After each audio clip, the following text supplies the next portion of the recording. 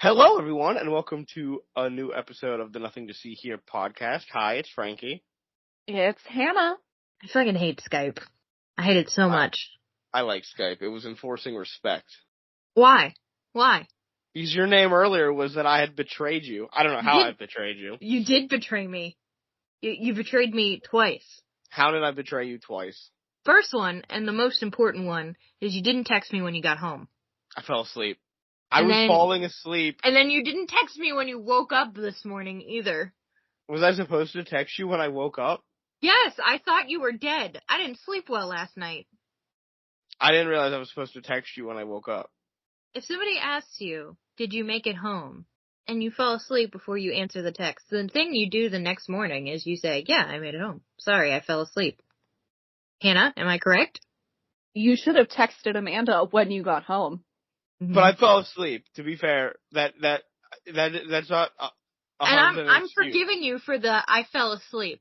I did text you. I can show you a screenshot right here. You texted me at 12:31 a.m. Did you get home okay? I texted you at 6:12 a.m. Yeah, sorry, got home and fell asleep right away. I did not get that. I got it. Oh. What are you? I got a text today at 3:26 p.m. Do you want me to send you a screenshot of this bullshit? Do you want me to send you a screenshot of my phone? I'll show you. I'm sending it in the group chat. So Hannah can have evidence. So someone needs to get their phone checked, and it's you. Maybe your phone didn't send it. It did send it because it said delivered underneath it earlier. Okay. And if it didn't send it, it would have the red exclamation point and say not delivered. Here, look at this bullshit. Okay, sending this to the group chat. All right, I'm waiting. This on air. This is riveting content for an audio podcast. You can post this on the thing. Also, can you send me the meme you sent her? I want to watch that TikTok. I didn't watch TikTok because I was mad at him. I will send that to you, Hannah. Thank you. Because I'm going to miss my Chinese, whatever the equivalent of the FBI agent is. Well, your phone needs to get checked because I did text you back. Amanda, I'm on Frankie's side because there was a point in time where I was unable to text you because your phone didn't like me. Yeah, you can't be on his side though. He didn't text me when he got home though. When I didn't text you getting home, that is on me. That's my fault. Fell asleep. I apologize for that. But I apologize for that in my text that I sent you at 6 this morning. Fine. I will accept your apology. Thank you. No, number 2, how you betrayed me. And you did this to my face last night. Okay. You picked Park Hung-sik. Oh my god. I said one guy was more attractive than the other. I said one K-drama actor was more attractive than a different K-drama actor. Hannah, I'm gonna send you both of these people, and you can tell me which one. And you better send her. You better send her the exact same picture you showed me last night. It better be untainted. I will find it. I'll send it in the group chat. Why do I have to be the deciding factor in all of these fights? Because you're the least crazy one. You think I'm the least crazy one? Yeah, it says a lot about me and Amanda, doesn't it? Listen, I think you're the least crazy one, Frankie. We all know Amanda's the first. Incorrect. Amanda, you are the craziest of us. I am the craziest, and I'll agree with that one, 100%. But I will not have you slander my name and say that Frankie is, the least crazy? Yeah. How's that slandering your name? You just admitted to being the craziest. We've all slandered your name, Amanda. Yeah. Even you. You're not the most craziest. I didn't say I was. You're the craziest. Yeah, Hannah's the normalest one out of all of us. I don't believe that for a minute. I'm on your side with this. Thank you. I so far have gotten one grainy image. Yeah, you can't be using shirtless images. No, I you can. can't give me the 4K shirtless picture and then be like, who's hotter, this dude who's shirtless and in It's the 4K same dude. or It's this the same grainy dude. dude. I was giving It's you two of the same Hannah, dude. Oh, I it's the realized same it was dude. grainy. But that's unfair. You can't provide a shirtless image of the first guy and not a shirtless image of the second. You saw That's the other guy cheap. shirtless, and you were fine with it. But the picture I was shown last night was not of the guy shirtless. So this is unfair. This is contaminating the waters. Frankie, you saw that you didn't get to see. I need a shirtless picture of the second guy then. I gotta have my mom send me that photo. Hold on. This is absurd that we're having this We've recorded for 6 minutes. Haven't even said what the episode is yet. It's fine. By the No, way. and we don't have pictures or names for these actors I'm judging. Well, that's Ji Chan-wook. Can you send me the exact photo that you showed Frankie last night? And a shirtless image. And we Thank need you. a shirtless And a one shirtless as well. image of Park Hyung-sik, if we can find one, please. Thank you. I demand to see this man shirtless. I only put the shirtless image in there because, fine, if that's the case, the first photo is grainy, so I'm going to find a nicer photo. Can I do that, Frankie? Am I allowed to do that? Yes. A nicer... That's fine. Clothes. You can find a nicer photo of him clothed. But you went immediately to, grainy picture of him clothed, straight to shirtless. Straight to shirtless. And I'd do it again, too. Also, I didn't say, here's the thing. Here's the problem I'm having. Amanda, I'm gonna actually insult you right now for a minute. I apologize in advance. Oh. Amanda, Hannah, has Twitter brain. Don't we all? Ouch.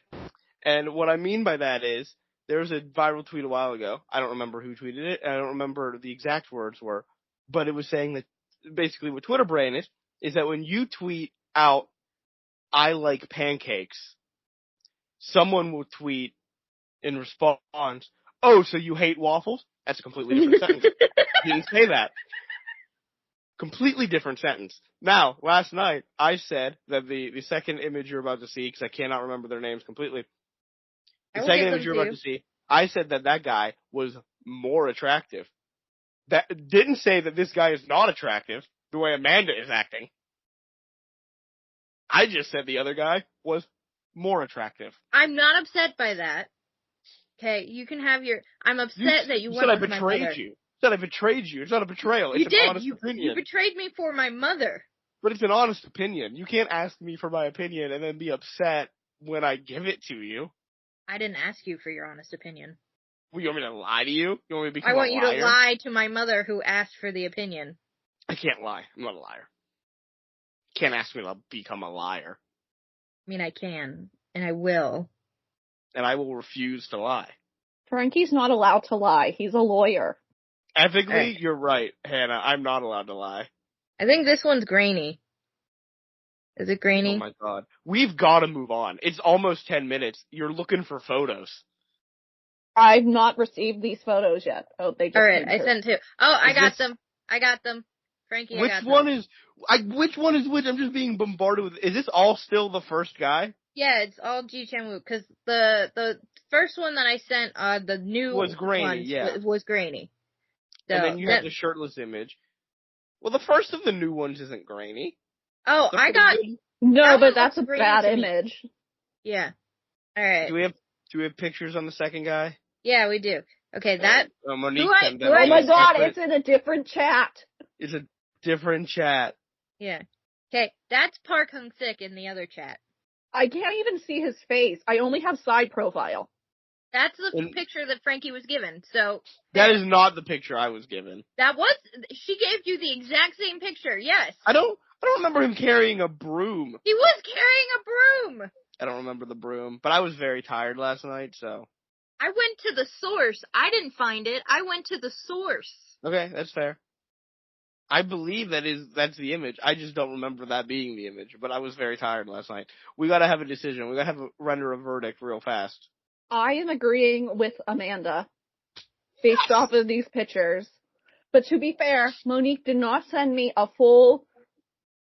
I could not see the front of this other man's face. I only have side profile to work off of. I'm not saying that Park Hyung-sik is not a beautiful man. He is a beautiful, beautiful man. Yeah. When we were watching Harangue, all you were doing was saying how beautiful this man was. Okay, come in, Mom. They agree Every with time he showed up. Hannah does not agree with you. me. How does she not agree with me? Hannah He's disagreed. fucking beautiful, Anna. I did not Beautiful. see his full face. I have side profile only. I need better images. Okay, I will send you more. Oh God, you've asked for it now. Well, the official We'll come verdict back has to been that rendered. at the end of the episode. The official Okay. verdict right now is she has agreed with me and Frankie has agreed with you. So we are tied. I will send her full frontals of his face. All right. Well, we don't have to word it like that. Okay. We don't need the chest anymore. We've gotten to, I feel like if we send any more chests, that's gonna skew the things. He's so pretty. I hear you, Mom. And his ears are so cute. He has the cutest ears on God's green earth. Mom, this is going live. That's okay. I won't All right. mind if Parkins ever Okay, hears well, that I we gotta think he talk has about, beautiful, we have to cute talk ears. about Scooby-Doo and Johnny You know what Bravo. else is? Yeah, you know what else is going live? Johnny Bravo in 1997. Hey. Did Amanda tell you who I think Johnny Bravo acts like? Who? I haven't said anything. Dean from Supernatural. You're right. No, she's not, because he actually gets the women. Because that's the way they wrote the show. All right, we're back with Scooby Doo. It's only been 20 minutes into this episode. We're 12. We're only 12 minutes in. Only 12. I feel like we've gone on much longer rants. Remember the porn theater episode?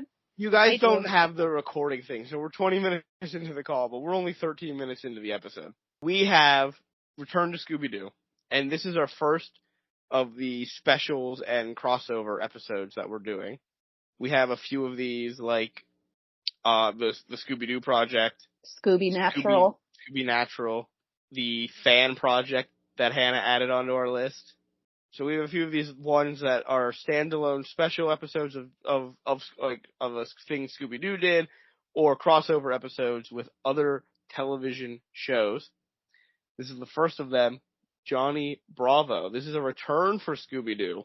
The last Scooby Doo thing we reviewed, Scooby Doo and Arabian Nights in 1994, was the end of Scooby Doo. It literally killed Scooby Doo. And, Yes, this is the and first. it deserved to kill Scooby-Doo. It did. That was awful. That was the end of Scooby Doo until this crossover episode that aired in 1997. This is so the episode we watched of Johnny Bravo has two parts. I only watched the Scooby Doo part. Yeah, I Which is only called- watched the Scooby Doo. It's called Bravo Dooby Doo. I also only watched the Scooby-Doo part. It aired July 21st, 1997, and it's the first Scooby Doo thing that we've watched that aired when we were all alive. It is All of as us. old as us. It is. This is as old as us. So let's talk about, not Scooby Doo, let's talk about Johnny Bravo. What's this cat up to? And how We did don't- Johnny Bravo get made? We don't need to. We do. We gotta talk about Johnny Bravo. So It was from Cartoons, wasn't it? it is the second cartoon from First Cartoon was Network. Dexter, right? Yeah, Dexter's was first. Dexter's Lab was the first cartoon Oh, from Jesus Cartoon Christ. Network. Hannah, you've done it now. And we just got 4 images from the Peanut Gallery. Oh my We will God. circle back to this at the end. All of his face. So, the Johnny Bravo, who was voiced by Jeff Bennett, was loosely based on Elvis Presley and James Dean, and the show aired from July 14th, 1997 to August 27th, 2004. Johnny Bravo is a blonde-haired, sunglasses-wearing, muscular, dim-witted young man, the original himbo, who lives with his mother and attempts to get women to date him, though he always fails. Fred Jones was the original himbo. I don't know, man. No, Fred no. Jones is the original himbo. Okay, yeah, Fred's the original himbo. But Johnny perfected it. No, because you know what a himbo is? Likeable? Respectful. That's fair. And Johnny isn't really respectful at times. Johnny Bravo would also end up in bizarre situations, often accompanied by celebrity guests such as Donny Osmond or Adam West, and the show became known for its adult humor and pop culture references. Let's not forget, what was it, Little Susie? Yeah, little Susie, the little girl. Who could make Johnny do fucking anything? Yep. That's some skill right there. Johnny Bravo was nominated for 4 Annie Awards, 1 Young Star Award, and 2 Golden Reel Awards during its time, and helped launch the career of several animators, including Seth MacFarlane and Butch Hartman. Seth MacFarlane we all know from Family Guy. And Butch Hartman, Fairly Odd Parents. Butch Hartman, yeah. Like, almost every Danny Nickelodeon Phantom, cartoon that we grew up on was Butch Hartman. Or the 2 ones that we really like Fairly Odd Parents and Danny Phantom. Danny Phantom. He did a lot. Yeah, he was launched, he got his big break from Johnny Bravo. Like I said, series centers on Johnny Bravo, a sunglasses-wearing, muscular, conceited narcissist and dim-witted, self-proclaimed womanizing person with 1960s surfer vibes, a blonde pompadour, an Elvis Presley-esque voice, apparently of Italian heritage, who lives in Erin City, which is a nod to Elvis's middle name. The episodes typically revolve around him trying to get a woman to go on a date with him.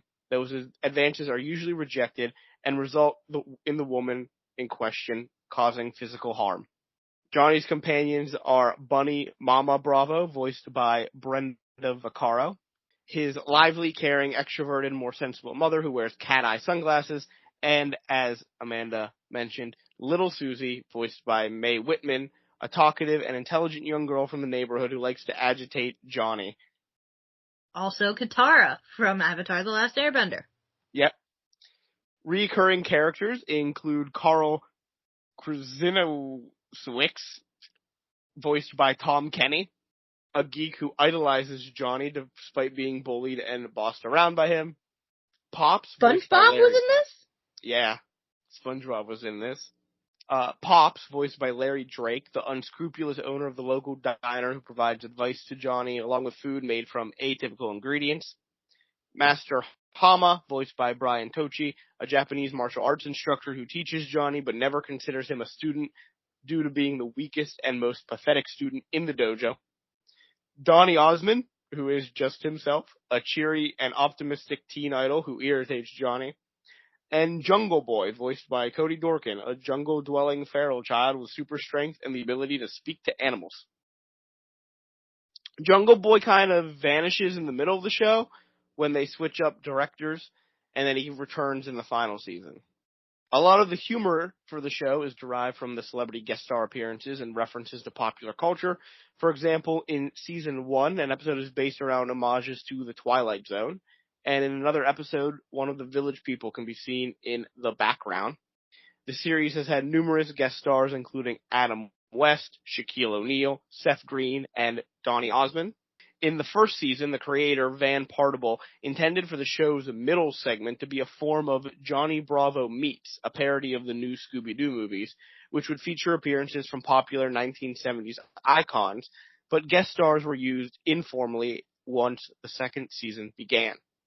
Many Hanna-Barbera characters had cameo appearances in the series, including the casts of Speed Buggy, Jabberjaw, Fred Flintstone, Yogi Bear, the Blue Falcon, Black Widow, Huckleberry Finn, and, for our episode tonight, the Scooby-Doo Mystery Gang.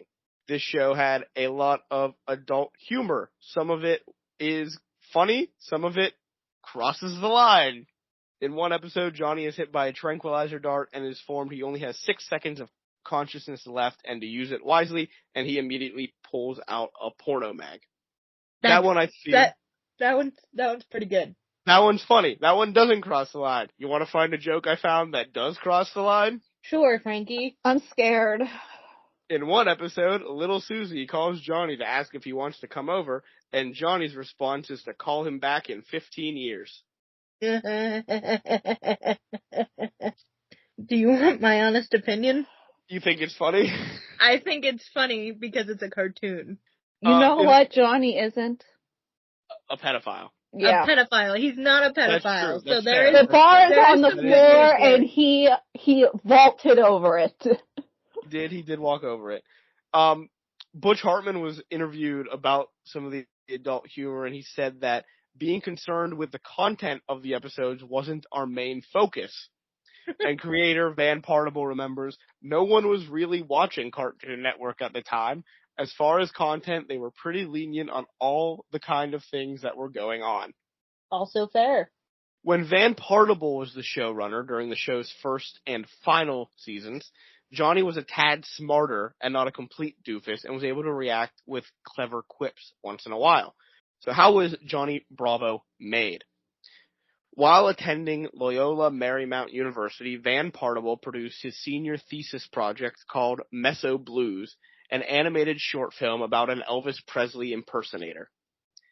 His roommate, actor Christopher Keane Kelly, and recent LMU film school graduate, writer, producer, and voice actor Lee J. Bognar, worked with Partible to punch up his short story and lend their voice talents to the project, as well as animating some of the cells.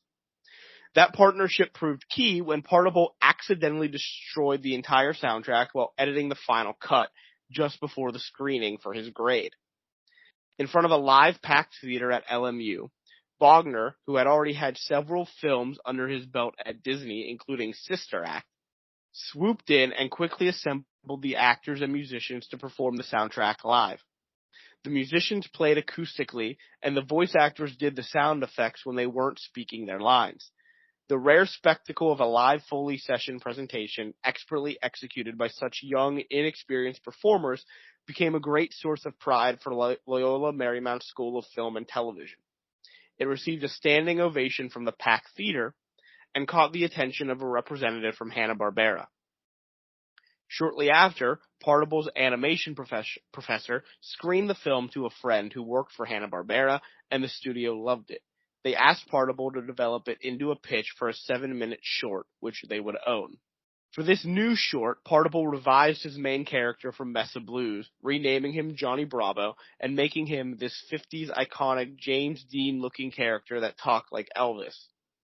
He was also inspired by Michael Jackson's impetus for using whip snaps and cracks, like in Captain EO, for whenever Johnny struck the pose. Voice actor Jeff Bennett was cast as Johnny based solely on his young, hyped Elvis impersonation. Partible, with a small team of animators, animated the short themselves in-house at Hanna-Barbera. The short, simply titled Johnny Bravo, was aired on Cartoon Network's animation showcase World Premiere Toons on March 26, 1995, followed by 2 more shorts, Jungle Boy in Mr. Monkey Man in 1996, and Johnny Bravo and the Amazing Women in 1997. The name Johnny Bravo was derived from Van Partible's own middle name, Giovanni Bravo, as Giovanni is the Italian name for John or Johnny.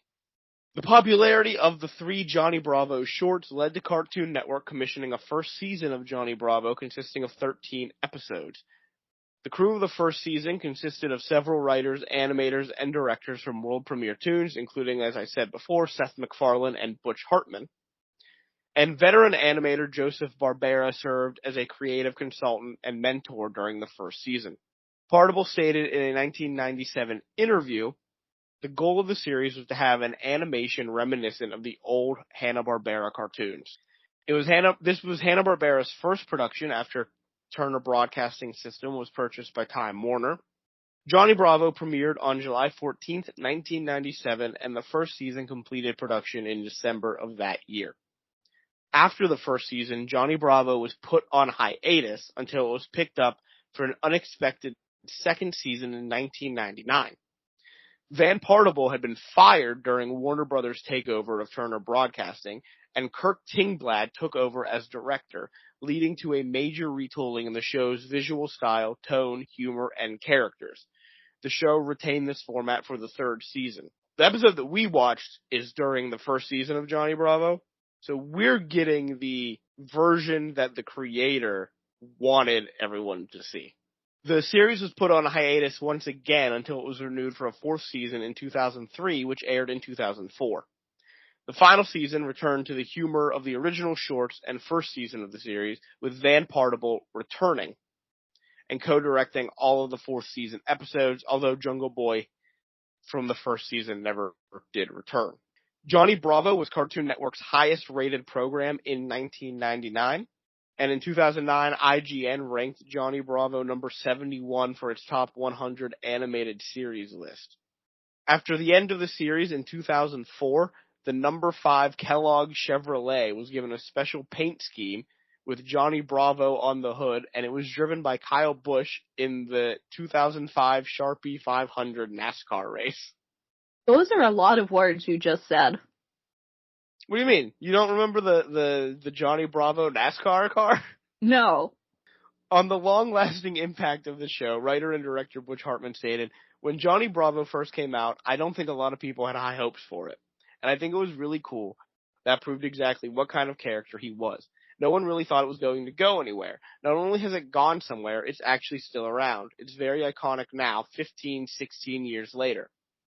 The show's creative team would go on to create many more successful television series throughout the 1990s and 2000s. Like we said, Seth MacFarlane created Family Guy. Butch Hartman would eventually leave after the series' first season to go to Nickelodeon and create The Fairly Odd Parents and Danny Phantom. Steve Marmol, who was a writer for Johnny Bravo, and would go on to become a writer for The Fairly Odd Parents and become the creator of Disney Channel's Sunny with a Chance. In addition to Johnny Bravo, director John McIntyre would direct several other episodes of some of the cartoons, and was supervising director on Cartoon Network's Marvelous Misadventures of Flapjack. Johnny Bravo was also immensely popular in India.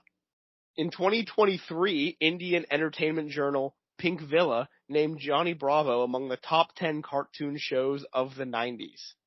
Johnny Bravo had exactly one video game that was just Johnny Bravo, entitled Johnny Bravo in the Hookah Mega Mighty Ultra Extreme Data Rama. It was released on June 9th, 2009 for the Nintendo DS and PlayStation 2, although the PlayStation 2 version was released exclusively in Europe and Australia. In October of 2002, Variety reported that Warner Brothers had secured the film rights to make a live-action Johnny Bravo film. God, no. Do you want to guess who the star was supposed to be? Think back to 2002. Who was supposed to be playing a live-action version of Johnny Bravo? 2002. Chad Michael Murray. No. Oh, I was going to say Chad Michael Murray also. It's someone you could not see as Johnny Bravo today because of the way they look, but back then probably could have pulled it off. Brendan Fraser. Leo DiCaprio. No. No, don't tell me. I need to give me some hints. They're in a lot of movies, but recently have not been doing well. Oh no, Dwayne "The Rock" Johnson. Yes. You're kidding. I'm not. Dwayne "The Rock" Johnson was said to be a very big fan of Johnny Bravo, and this was supposed to be a starring vehicle for him. Thank God. Thank God he didn't do it. Nothing was ever reported since, after October of 2002. I want to jump to the timeline where that film happened just to watch it and then hop back. No, you don't. But, remember, that would have been one of his biggest roles, because before that, he had done Scorpion King. Mummy Returns, and Scorpion King had been his first starring role. So that would have been, the big thing for him, would have been being Johnny Bravo. I need to see this film, and it doesn't exist. I know. I want it so bad. I'm scared. No, but I need to watch it. You just told me that all of the Johnny Bravo jokes were edgy. Rock couldn't be made nowadays. Rock made some edgy. No, I know that. October 2002. Again, you're asking for a movie that can't be made, and it is not. We're gonna go back in time and have it made. Maybe this film would have led to The Rock becoming, or running for some government position.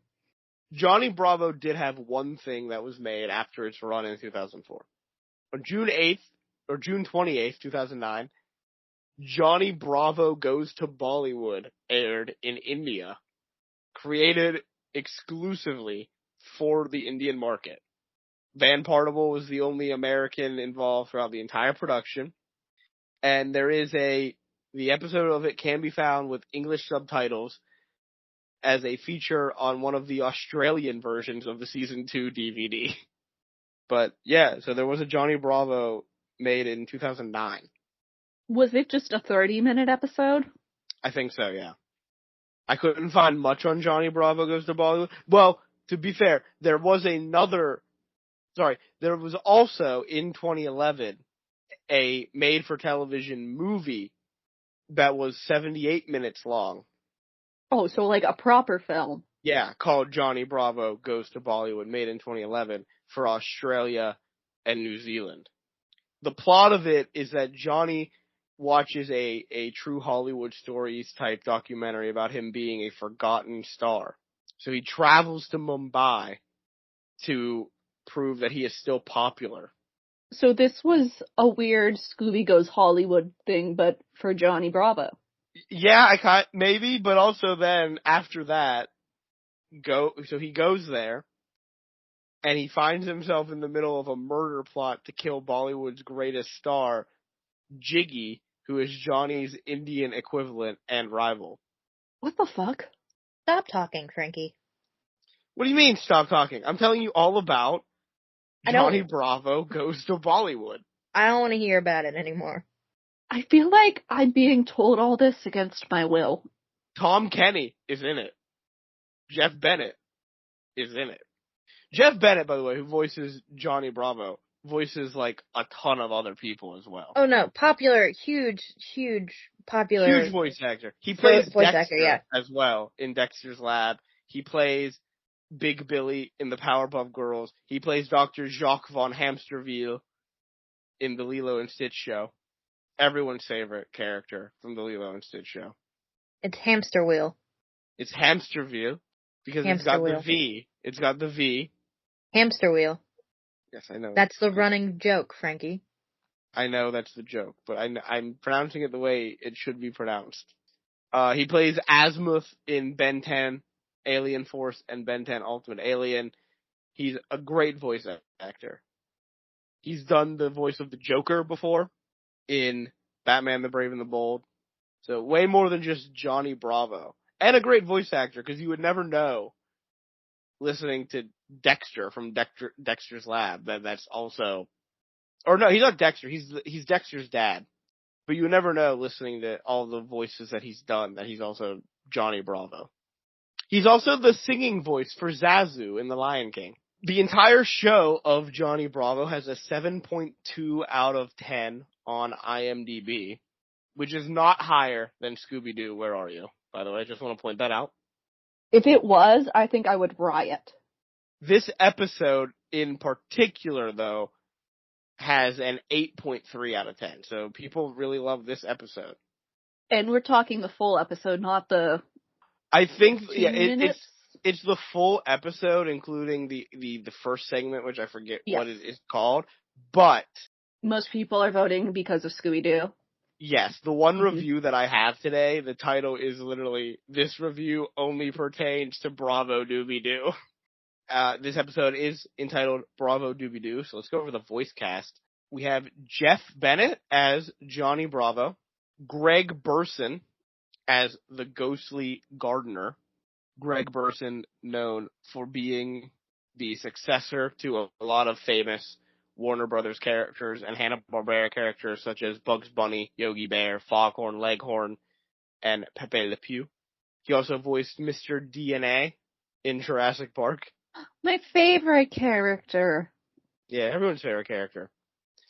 Casey Kasem is Shaggy, and this is going to be the last time Casey Kasem is Shaggy until 2002. He leaves. Why did he leave? Casey Kasem is a vegan, and Shaggy and Scooby showed up in a Burger King commercial, and he had problems with that. Wait, he doesn't voice Shaggy in the four films? He does not voice Shaggy in the 4 iconic films. All because of McDonald's or Burger King King. commercials. It's not even as good as McDonald's. It's Burger King. By the way, Inaki, who plays Luffy in the live-action One Piece, people are picking on him because he's, like, making his bag for, like, doing an advertisement for McDonald's. Leave him alone. Let him get his money. After the death of Don Messick, we have a new Scooby-Doo in Hadley K. this is his only time voicing Scooby-Doo. Hadley K will not be returning the next time we encounter Scooby-Doo.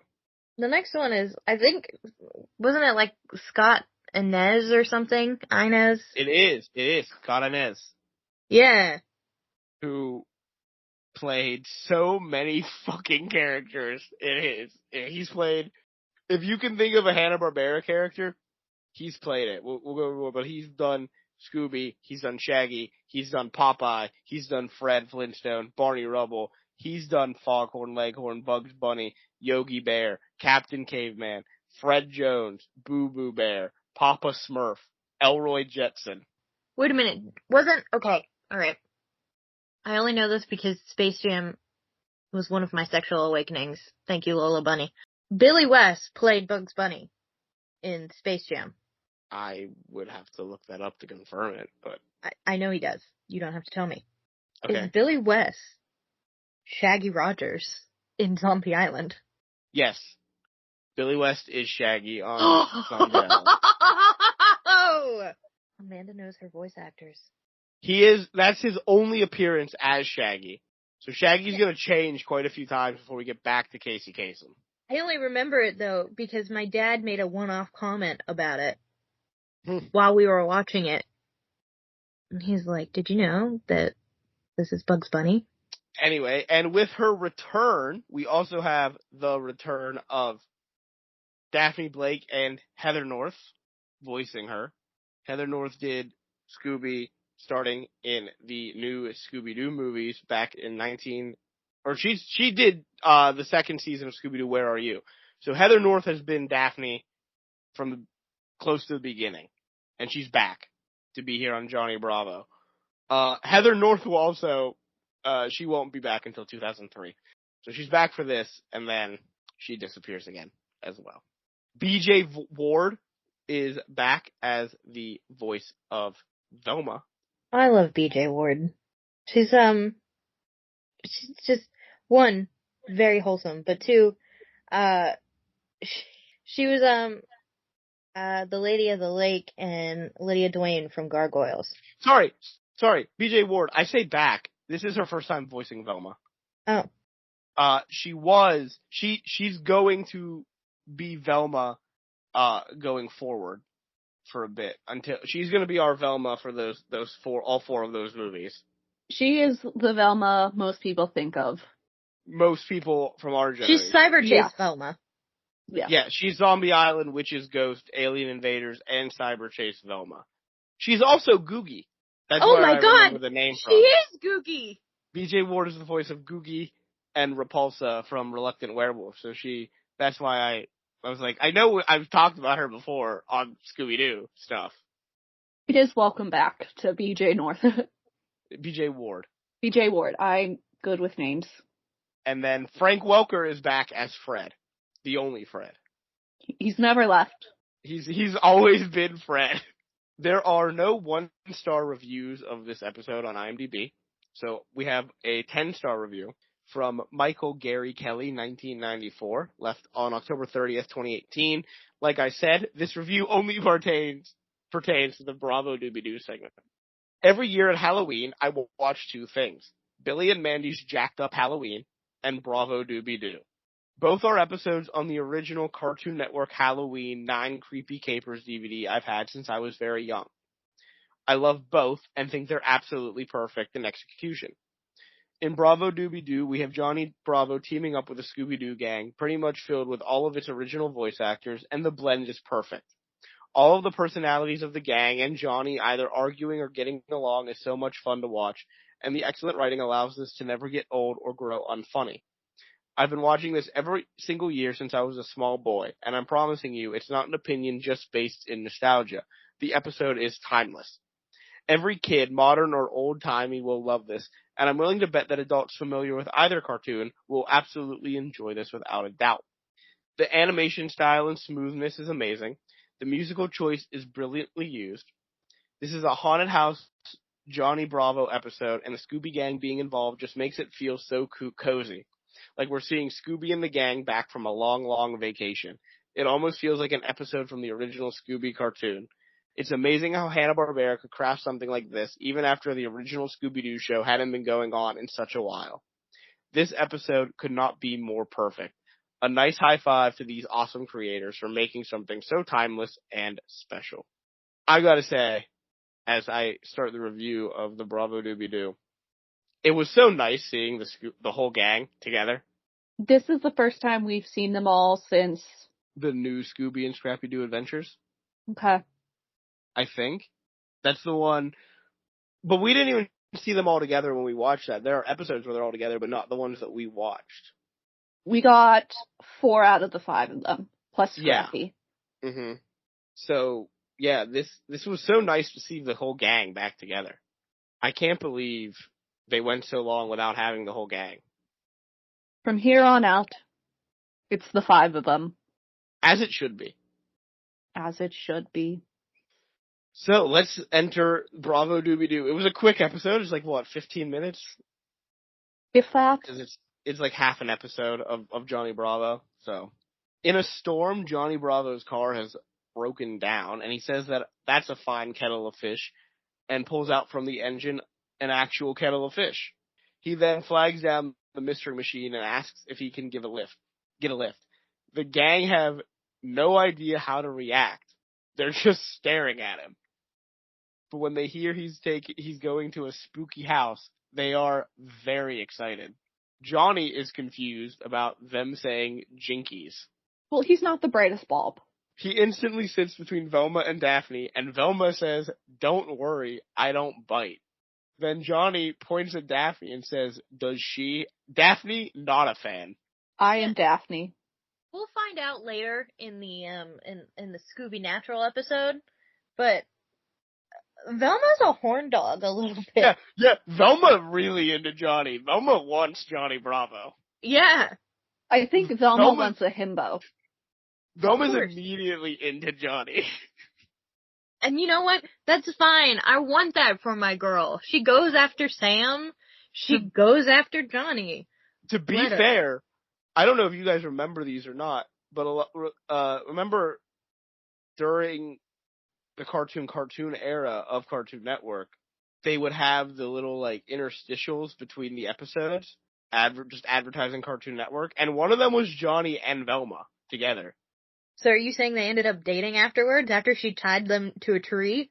I guess so, because there is like an interstitial where it's just Johnny and Velma together. Velma came back on her own for Johnny. Does anyone else have memories of Johnny being into Velma though? Because I thought he was also into her. I think it's those interstitials. I think it is those little ads. Okay. I was going to watch some before recording. I didn't have the time today. Between having to watch the episode and work on some editing that I let get behind. I'm gonna look it up right now. Johnny Bravo Velma Cartoon Network commercial. Their ship name is Jinkies Bravo. That's a bad ship name. That's horrible. I am seeing one where Dexter is in the middle of them, and they're kind of like facing each other. Yeah, so the commercial is him talking about how into Velma he is. Okay, because I definitely remember these little vignettes. So I guess it's probably I am adding the mutual attraction from the vignettes into the episode. Yeah, and then there's like one in the cafeteria where it's like all the characters, and then the one that Amanda mentioned with Dexter getting in between them. But yeah, Johnny is into Velma in the commercial. Okay. I'm not going crazy. No, you're not. Shaggy and Scooby start making fun of Johnny's hair, and then Johnny starts flexing to impress Daphne. How is Fred driving? At one point, this guy's ass is fully out of his seat. Yeah, I know. Johnny's flexing no to seatbelt. Try and impress Daphne, and again, the only reaction Johnny gets, or that happens from the gang, is when they get to the creepy house. When they get to the house, the mystery gang will go, "Spooky," and Johnny goes, "Yeah, whatever," and they go in. Immediately a voice yells, telling them to get out. Shaggy jumps into Scooby's arms, and Johnny jumps into Daphne's arms, flirts with her, and she immediately throws him to the ground. That's my girl. Shaggy and Scooby go to sneak out, but they're not allowed to sneak out. There's a mystery. See, Johnny is looking for his aunt, Jebediah. Jebediah. Am I right? Jebediah. Yeah, Jebediah. Jebediah. And Jebediah, he's looking for her, hasn't heard from her, and so they're going to try and see what's up. Shaggy and Scooby look for her in a broom closet for food, and find the ghostly gardener. They crash into Velma and Johnny, who both lose their glasses, and we get the exchange. Velma saying, "My glasses, I can't see without my glasses." And Johnny saying, "My glasses, I can't be seen without my glasses." Beautiful. Stunning. 10 out of 10. Velma puts on the sunglasses, Johnny's sunglasses, and Johnny puts on Velma's glasses. And when Velma puts on the sunglasses, her response is, "Jinkies, everything's dark, I've gone blind." Yeah, that's fair. They realize their mistake, and Johnny issues the warning, "Don't touch the glasses." You know what? I would have right back at him. Don't touch mine, fuckface. Alright, whoa. Johnny questions, so anyway, they find a rake in a closet, and it scares them, and Johnny again jumps into Daphne's arms, and she throws him to the ground again. My girl is having none of it. Wait, did we talk about Daphne and Fred and the Not splitting yet, up it's coming thing? up. It's coming up. That's right after this. Johnny then questions how they can understand the dog. And when Fred suggests to split up, he goes, "So you're telling me there's a ghost after us, and we're gonna split up?" And Fred's like, "Yeah." And he asks to go with Daphne, who immediately stomps on his foot. Daphne suggests that Scooby and Fred check upstairs, and that Velma and her go to the basement. Fred goes, "Daphne?" and gives her the fucking look. And she's like, wait. Whoa. I don't know if that was the look. I don't know what that look was. I think they were trying to animate him rolling his eyes, but he looked like he was having a seizure. No, I think they were trying to animate him saying, "Hey, Daphne, we go together because we're going to go fucking make out. What are you doing here?" It was such weird animation. It was. But I guess the look works. Because Daphne goes, "Oh, no, you're right. Velma and Scooby will look upstairs, and her and Fred will look in the basement." Johnny is stuck with Shaggy in the kitchen. They open the pantry, and the ghost is there. So Shaggy jumps in an apple barrel and grabs Johnny and pulls him in. And then we get the traditional Scooby-Doo music chase.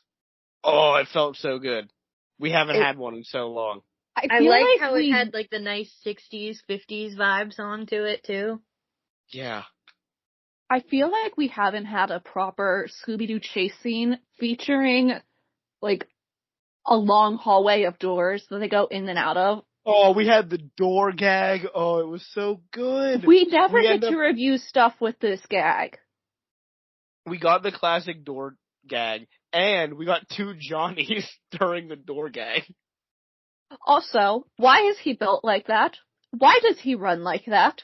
Johnny? I have no idea. Johnny Bravo has the weirdest build. Johnny Bravo does not do leg day.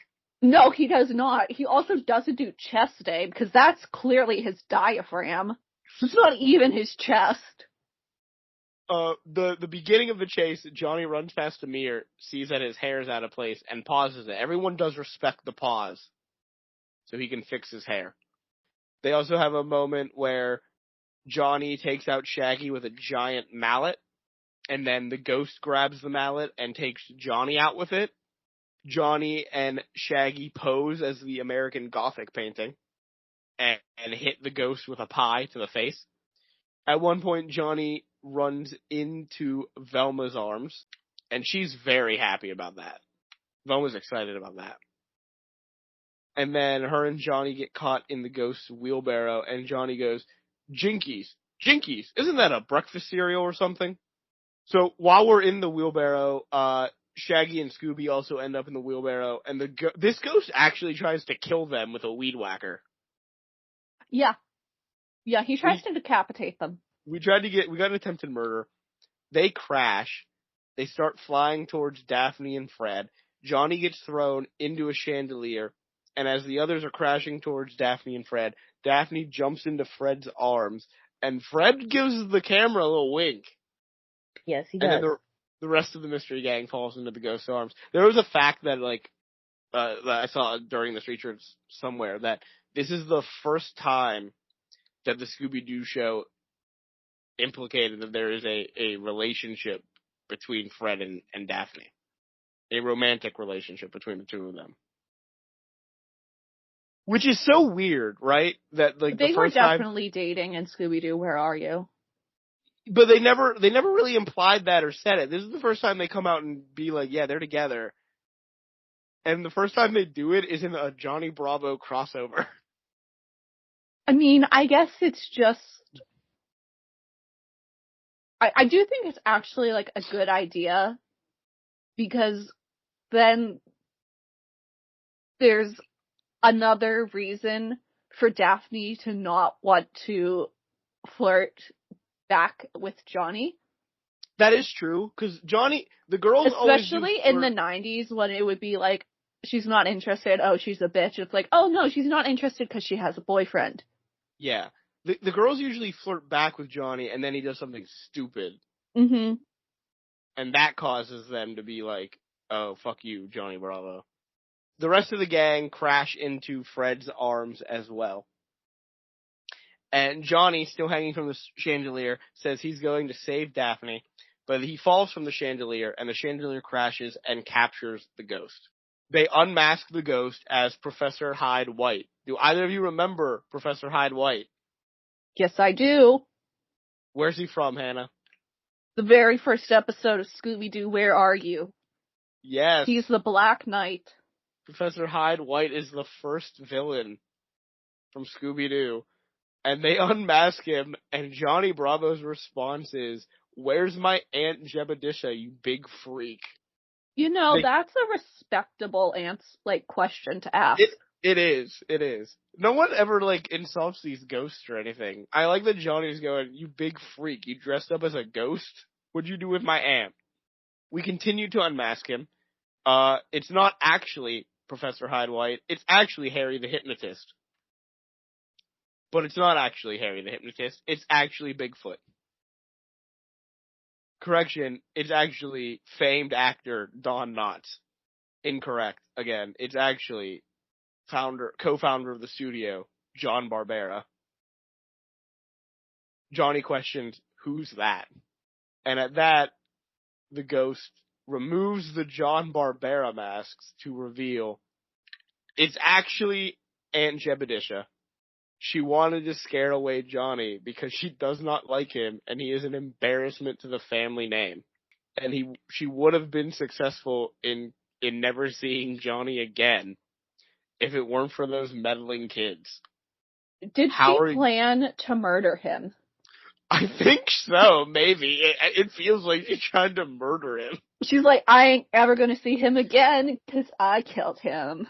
I mean, she did have a weed whacker in his face. Yeah. She was fine with killing Johnny. She asks the mystery gang, because they screwed up her plans, "How are you gonna make it up to me?"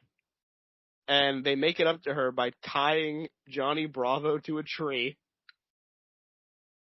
and taking Aunt Jebediah with them.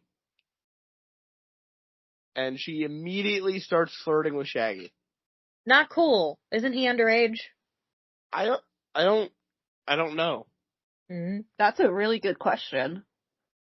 I don't know the age of Shaggy in this cartoon, because he's a teenager. We also don't know the age of Daphne, so Johnny Bravo could have been doing an uh-oh. We don't know how old they are, because they're teenagers in the original show. And these are clearly, the original gang, right? It's not... They're all about, 16. It's clearly the gang from Scooby-Doo, Where Are You? So we don't know if they've aged up since then. But we do know that the next time we see them, they are all adults with jobs.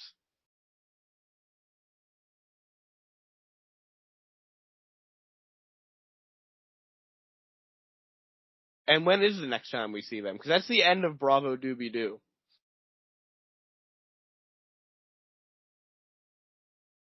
The next time we see them is going to be... Wait, drum roll, please.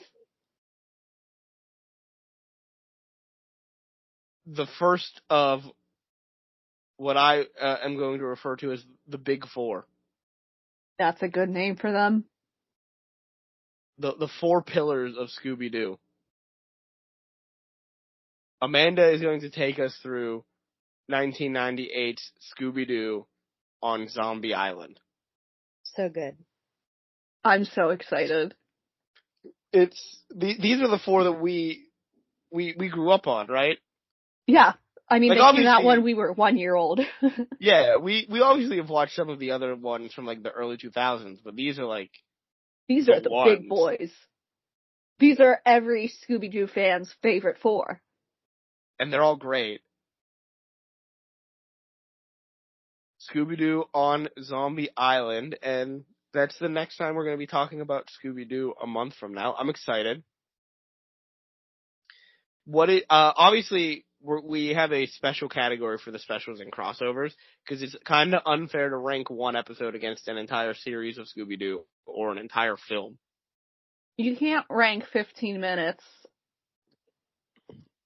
of a Johnny Bravo episode No, with so... Zombie Island. You can't do it. No. So, Bravo Doobie Doo, the Johnny Bravo crossover, will be number one in the specials and crossovers category for now. But what do you guys actually think of the Johnny Bravo crossover? I think I've only watched this episode like once or twice when I was growing up. But rewatching it as an adult, I got the more adult humor, first of all, and it still holds up in the humor. Also, I think I had some nostalgia for it that I forgot about. I probably watch this every year at some point. I'm reminded of it, and I watch it every year along with the Scooby-Doo Project, just because I think it's hilarious. I think it is great to have, like, the Johnny Bravo character added in, but it doesn't take away from, like, everything that is just perfect Scooby-Doo. This is honestly Scooby-Doo crack direct into the bloodstream. I agree with you guys. Whenever we did, like, the other shorter Scooby-Doo stuff, it kind of sucked when they split Scooby-Doo up into, like, smaller bites. But this is everything you want in classic Scooby-Doo. You got a mystery, you got an unmasking, you got the chase scene, you got the door gag, you got Shaggy The funky and Scooby, music. the funky music, you got Shaggy and Scooby being scaredy cats and looking for food, you got Velma doing her thing, you've got Fred and Daphne together, you got the mystery machine. It's everything you want from classic Scooby-Doo. And adding Johnny Bravo into it doesn't mess with that. You get everything that you would want from Johnny Bravo as well. And I said I was worried, and Amanda pointed out I shouldn't be, and she was right. Amanda, you were right. Johnny Bravo kind of holds up. It kind of does. I mean, there might be some jokes that you couldn't get away with now, but I think the vast majority of this episode for Johnny Bravo, it holds up. I mean, if we think about it, a lot of cartoons in that era, like South Park or like Family Guy, also make jokes that probably toe the line nowadays. Yeah, but those are both like adult comedy shows. Johnny Bravo was aimed at kids. Oh well. Like, their audience, when but Seth looking at, like, MacFarlane their worked ratings- on it, for crying out loud. Yeah, I know Seth MacFarlane worked on it, but the target audience, when I was doing the research for, like, what ratings they were looking at, their target audience was 6 to 11-year-old boys. It's still fine. Yeah, it holds up. I think I could do a Johnny Bravo rewatch, and it would be great fun. I would do that with you. So, Yeah, I really enjoyed this. This was a lot of fun. Glad we watched Bravo Doobie Doo. Like I said, next month will be Scooby-Doo on Zombie Island. So join us when Amanda takes us through that. I'm excited to look at the history of that. Like, what inspired them to bring Scooby-Doo back? It already had to be in the works before this came out. The Johnny Bravo episode came out. I wonder if this episode was supposed to get you to, like, want Scooby-Doo to be back. Maybe. So we will review that next month, so look forward to that. But next week, Hannah, what are we talking about? Oh, well, I'll tell you in a minute. Because we have to circle back to... We still have a circle. Oh, yeah, we have to circle back. I'm sorry, I forgot. I got so excited about Scooby-Doo. It's okay. We all love Scooby-Doo. Okay. Monique has sent me more photos where I can see his full face and I can get a proper look at this guy. And I am now on Monique's side because the Chanel suit is doing something for me. I'm leaving. Don't leave yet. She left. Wait, did she really? No, she just muted herself. I was looking up something else, so I was like, oh no, did she leave? Please no. She pulled a Hannah. I accidentally left the call one time.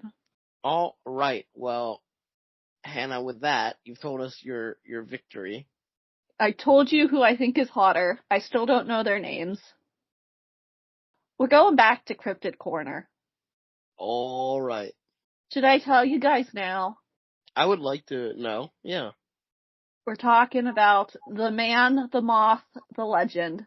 Oh my god, we're talking about the caked up icon. We're talking Mothman. Get excited. I am very excited. Hannah, you actually went to see the Mothman statue. I touched the butt. I did see the statue and I touched the butt and I have photos of it. And I went to the museum and I read the witness reports. And you brought back gifts. We both. I did bring you back gifts. We have Mothman bumper stickers. They got lots of good stuff at the Mothman Museum gift shop. Highly recommend going. I'll have to check it out. It's only like a little day trip for us. That's true. We're pretty close to Point Pleasant. That is We're true. on the same river. Well, with that being said, join us next week for Mothman. Join us in a month for Scooby-Doo on Zombie Island. But that's the end of this episode, so let's wrap it up. If you're listening to us, well, as of right now, we're only on Spotify and YouTube. If you're listening to us on YouTube, remember to like, comment, and subscribe. Hit that bell for notification so you know when each episode is uploaded. If you're listening to us on Spotify, remember to follow the show and leave a rating and review. Guys, I've been mistaken. I've been saying that there was a fan question for each episode. I don't know when the update happened, but the update has recently happened for where we upload our episodes. So there's no more fan question on Spotify. They got rid of comments? No, there's comments, but there used to be just like a question that just was attached to each episode. What do you think of the episode? Was like there by default. It's no longer there, but I can leave a poll. So do you have a poll question you'd like for this episode? How about, do you like Johnny Bravo? I don't know. Should Velma end up with Johnny Bravo? Ooh, are they yes, your OTP? No. Are Johnny Bravo and Velma Dinkley your OTP? That's yes a good one. Okay, that'll be the poll question on Spotify.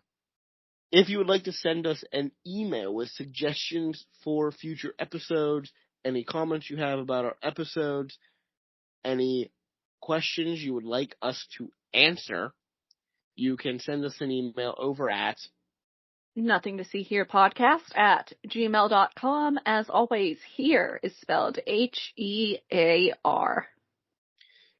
If you would like to see any of the images that we've referenced on the episode, some out of context images for the episode, some preview images, some memes created by Hannah, and some amazing artwork created by Amanda, you can do that over No. We don't get to try and suck up to me now. No. I always say amazing Nope. artwork done Nope. by Amanda. I genuinely thought you left. I always hype up your artwork for the Instagram promotion. You want me to insult it? I'm not going to insult it. It's good artwork. If you want to see some amazing artwork done by Amanda and memes done by Hannah, you can do so over on our Instagram page, which is... Nothing to see here, Pod. I will post the Johnny Bravo race car. Oh, I'm excited for that. I didn't even look it up. I didn't look it up, so now I'll wait. I'll forget about it until this episode goes live. Okay. Fair. So it'll be a surprise for us all. And finally, if you could, please share the show with people you know, people you like, people you don't, your pets, your friends, your family. That would be a big help. Really No, enjoy doing it. Don't share things with your friends, because your friends end up disappointing you. Or what? Okay, you know what? You gotta take it in stride, Amanda. You gotta roll the punches. No, not only that, but you also upset me, and you also upset Hannah whenever we went to Korean barbecue, and you didn't say that you were jealous. Why do you want me to be jealous? Hannah. Because we had good food. I believe you had good food. I just don't get jealous about food. How about this? The three of us will go get hot pot together. No. But what if we get the hot waiter again? No. Oh. Amanda rejecting hot pot. And hot waiter. Hot waiter. She's not okay, Franklin. What did you do to her? You did this. Yeah, you done fucked up, both of you. The latest one is mostly on you. Because you turned your opinion around. I'm sorry. This is why I'm moving. No, you're not allowed to leave me. Anyway, I think that's it. That's all the business taken care of. So, thank you for listening. Goodbye and good night. It's Frankie. It's Hannah. Everybody just stay at home. Don't socialize. Socializing just leads to broken hearts. Goodbye, everyone. Bye.